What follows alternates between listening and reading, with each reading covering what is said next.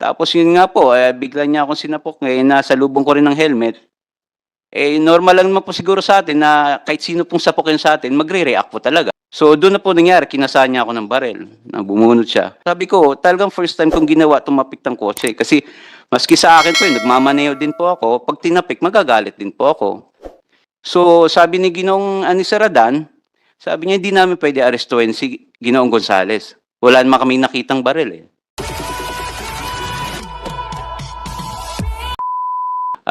Actually po, medyo kinakabahan ako kasi first time po mangyari sa akin na mapunta sa ganitong sitwasyon. Lalo pong kinabahan. Relax ka lang. Nung makita ko po yung anak ko dito na hindi ko alam na pupunta pala dito. So, ganun pa man po, sasagutin ko po kung ano man yung inyong tatanong sa akin sa abot po ng aking makakaya. Maraming salamat po. Yes, ikwento mo na lang. Hindi kita nangyari kailangan tanungin. From the start, paano nangyari lahat yan, ha? Sige po. Nangyari po kasi to ng August 8 po. Sa iyong kaalaman, ha? Apa. Ito, yung totoo lang po talaga. Nangyari po ito ng Oo, August 8. kasi pag hindi ka magsabi ng totoo dito, Apa. alam mo na, wow, the consequences, Nangyari diba? po ito August Sabihin mo na 8. totoo. Apa. Thank you. Pauwi na po ako galing trabaho. Habang binabaybay ko po yung welcome rotonda, paangat po yun. Nasa loob po ako ng bike lane. Bigla po may pumasok na isang kotse. So ang ginawa ko po, dahil maliit na po yung linya, bumaba po muna ako. Pumasok sa bike lane. Opo, nandun na po siya sa bike lane eh. Okay. So bumaba po muna ako doon sa parking side ng South Asia College. Inunahan ko po siya. Kasi wala na pong space eh, para po ma-occupy ko yung bike lane. Dahil nga bisikleta lang po ako, naabutan pa rin po ako ng bike. So nang time po na yun, nagit-git na po ako sa gilid sa loob ng bike lane. So wala po akong choice kasi pag hindi ko po tinapik yung kotse niya, either matumba ako sa kotse niya, masagasaan po ako, o mabagsakan ko yung mga pasero na nag-aabang ng sasakyan.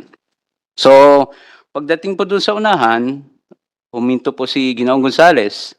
So dahil papunta po siya ng Irod, ako noon papunta ng Quezon Avenue, nagtapat po kami dalawa. In short, hindi mo nabangga yung likuran ng sasakyan niya. Nasa loob po ako ng bike lane, Your Honor eh. Hindi nga, ang tanong ko, Hindi po. hindi yung nag-sudden brake siya, binangga mo Hindi siya. kasi kung nabangga ko po siya, susubsub po ako sa Okay. salamin ng ano niya ng Tinapik kotse po. mo.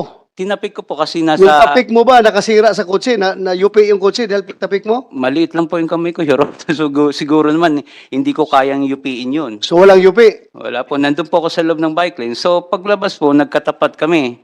So nakita ko nga, medyo may edad na si Ginoong Gonzales.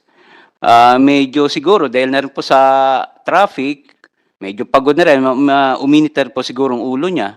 So ako naman po, hindi ko na po siya pinansin kasi parang tatay ko na rin po eh. Dumiretso na po ako. Dahil doon po sa kanto ng Welcome Rotonda, may mga lumiliko pong sasakyan na galing E. Rodriguez saka mga sumasakay po ng mga pasahero. Lumabas po muna ako konti ng bike lane kasi hindi po makakapasok eh. Tiyempo naman po, nang pabalik na ako ng bike lane, doon na po pumasok si Ginoong Gonzales. Doon na po niya, nangyari po yung kinat na po niya ako at nabangga ko na yung gilid ng kotse po niya. Before that, wala kayong sagutan? Yung una, yung Hindi ko na pagtapik po mo, sinagot pagbaba niya? hindi ko na po si Ginoong Gonzales kasi nga alam ko mainit na po ang ulo. Paano mo masabing mainit ang ulo? Anong Kasi pinagsasabi iba niya? na po yung itsura niya po eh. So, Alam mo may galit na po talaga sa mukha niya. Siguro dahil na rin po sa pagod, dahil sa edad na rin po. ikaw, hindi ka rin nagalit. Hindi po ako nagalit, sir. Hindi mo siya Kasi minura. nang nakita ko po siya nagalit, wala rin pong mangyayari pag kinausap ko siya. Dahil ang taong galit po, pag kinausap niyo, sigurado, walang patutunguhan niyo yung usapan niyo po. Yeah, wait, Mr. wait, Chairman, Jimmy. with your permission, tanong ko lang gaano kalakas yung iyong pagtapik sa kotse? Ang topic ko lang po, parang normal. Medyo may kalakas. Kasi sa totoo lang, ako, Kasi sa isang interview mo, na amin mo na nangyaring may natapik mo, gaano kalakas na? Kasi, Mr. Chair, paglabas si Mr. Gonzales, mainit ang ulo eh. So gusto ko lang yung malaman. topic ko na, siguro nakatatlong ko sa kanya po, pokpok na gano'n sa gilid. Kasi para makaught ko po yung attention niya na, nagigit-git mo na ako. So doon po, nandun na po kami sa kanto ng Kitanlad, doon na po nangyari, nabangga ko na yung gilid ng kotse niya kasi alanganin na po, talagang padiretso na po ako eh. So ang nangyari po doon, lumabas na po si Mr. Gonzales, si Ginoong Gonzales, tapos yun nga po, bigla niya akong sinapok, nasalubong ko rin ng helmet. Normal lang naman po siguro sa atin na kahit sino pong sapukin sa atin, magre-react po talaga. So doon na po nangyari, kinasahan niya ako ng barel, na bumunot siya. So after po nun, ah, nag-ano po kami sa hinila niya po yung bisikleta ko kasi akala niya tatakas po ako eh. May pumagit na po sa aming siklista. Sabi ng siklista, wag naman ganun. So sabi ng ano, tatawag tayo ng polis. Doon na rin po nag-second motion si Ginoong Gonzales. O sige, tumawag ka ng polis. So habang dinala po namin yung bisikleta ko sa gilid, meron pong gwardiya doon. Sabi sa akin ng gwardiya, huwag ka nang sumagot kasi may barel. So pagdating po ng siklista, maya-maya dumating na rin po yung mga polis. Pagdating po ng polis, pinakalma niya po yung sitwasyon. Ano po doon, tinanong po kami ng polis ko anong nangyari. Tapos sinabi niya po yung side niya, sinabi ko naman sa akin. Binigyan din po ako ng payo ng polis doon, ni Seradan. Sabi niya, susunod, huwag kang basta-basta tatapik ng kotse kasi hindi natin alam baka yung mga taong ganyan may pinagdadaanan, mainit yung ulo. So siguro, baka na-tsempo lang na sa kanya ka na ano. So ako naman po, inamin kay Seradan, sabi ko, talagang nagit-git lang po ako, Sir Kako. Matagal na po ako nagbabike, may git 10 taon na. Pumupunta pa ako ng Makati, Paranaque, binabike ko lang po yan. So, sabi ko, talagang first time kong ginawa, tumapik ng kotse. Kasi, maski sa akin po yun, nagmamaneo din po ako. Pag tinapik, magagalit din po ako. So, sabi ni Ginoong Seradan, sabi niya, hindi namin pwede arestuhin si Ginoong Gonzales. Wala naman kami nakitang baril eh.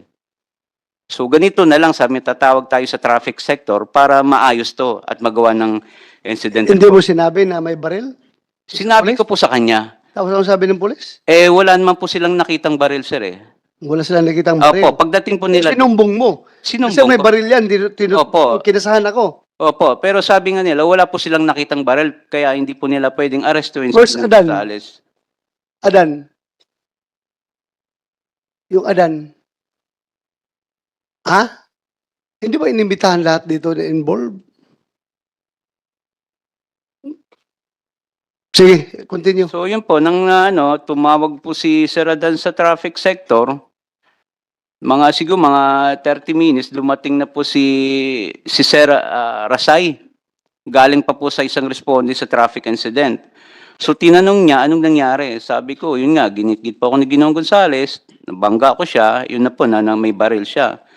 So sabi niya, ba't wala ka sa bike lane? Sabi ko, na lumabas ako kasi kinat niya ako, kako. So sabi ko, may baril siya. Hindi naman po kasi nakita ni Sir Rasay. Sabi ko, may CCTV naman po, kako, para makita nyo rin yung totoo. So doon po nangyari na pumunta po kami ng barangay. Doon na po nakuha na nagsasalita po ako doon sa CCTV kasi kako, yun may baril. Pagkatapos po noon, sinakay po ako ni Sir Rasay, pumunta po kami ng traffic sector sa Kamuning. Pagdating po ng Kamuning, yung that time po kasi maraming traffic incident na nangyari, marami pong tao doon, nakapila kami. So, dinala muna po kami doon sa pinaka-head, yun nga po, pinanood yung video. So, sabi nga, anong plano nyo? So, that time po, medyo mainit para yung ulo namin. Sabi ko, magdidemanda ako, pareho kami magdidemanda.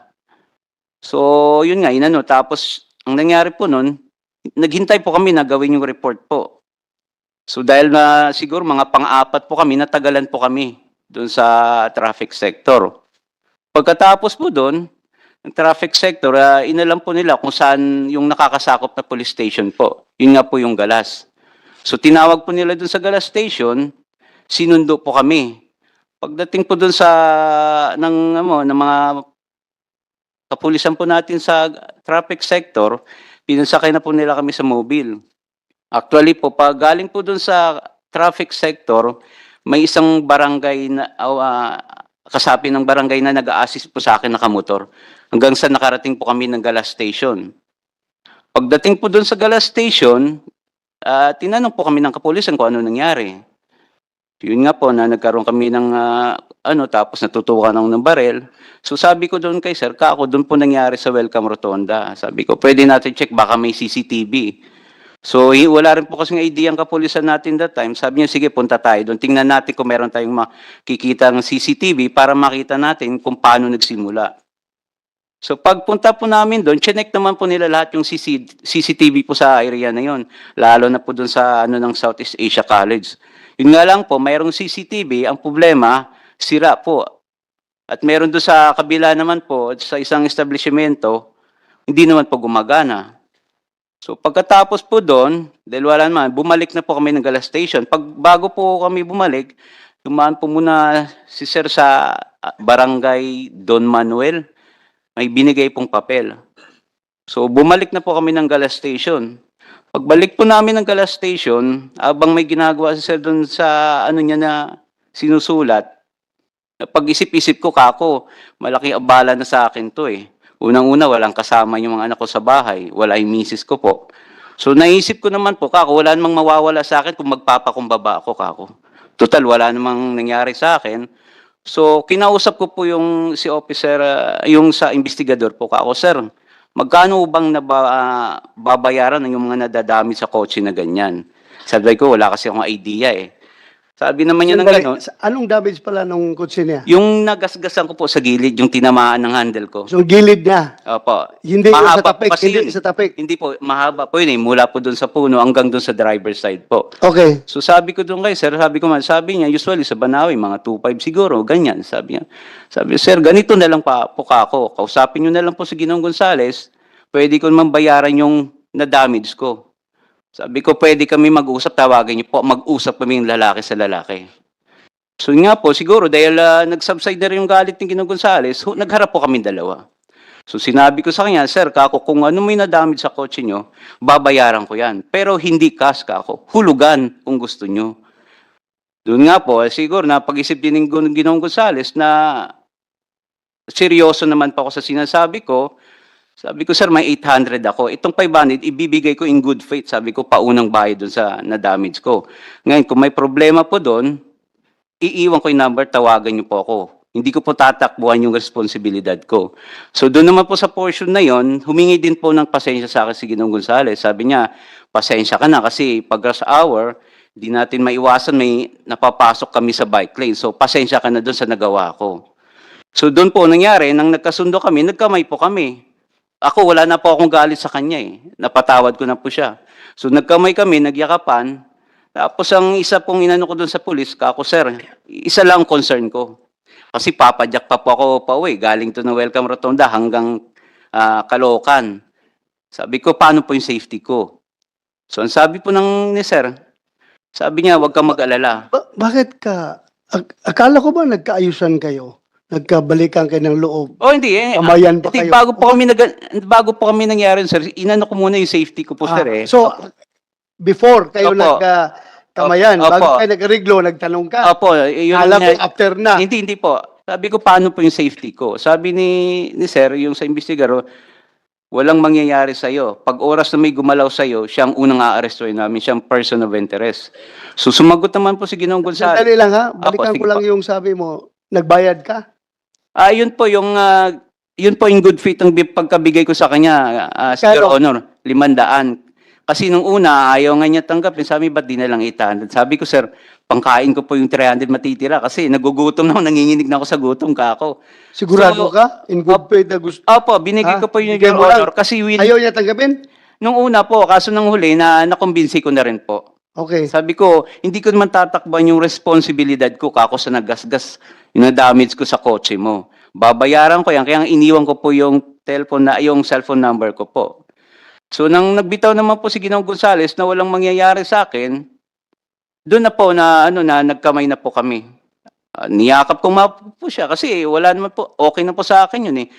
Nagpakumbaba na po ako. So doon nga po sa portion na yon, pati yung anak niya, kinamayan ko kasi sabi ko walang samaan ng loob.